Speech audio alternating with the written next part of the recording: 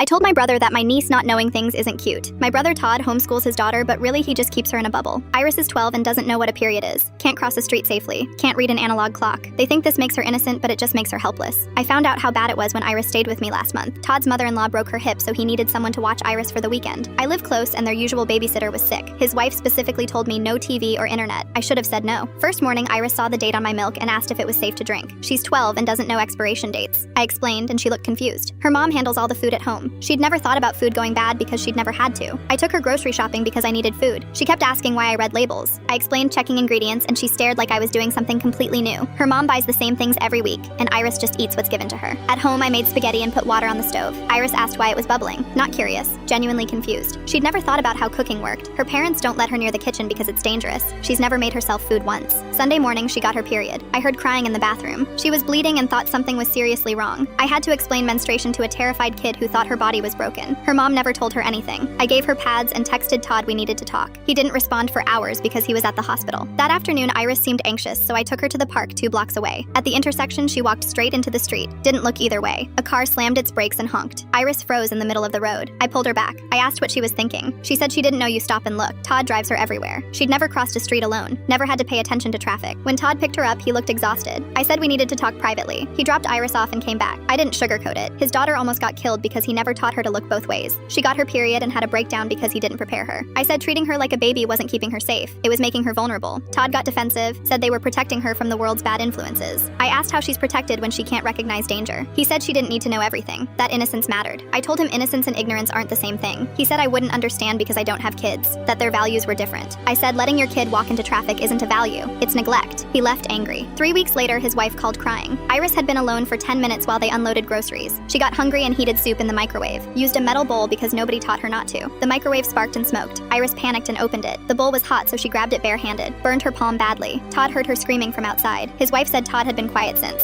Asked if I'd help teach Iris basic things. I said only if they committed to actually educating her, not just safety tips when it's convenient. Real knowledge. Iris comes over Saturdays now. I teach her to cook, how to cross streets, how to look things up she doesn't know. Last week she made scrambled eggs alone and immediately called her mom to tell her. Todd still hasn't apologized, but at least he's letting her learn now.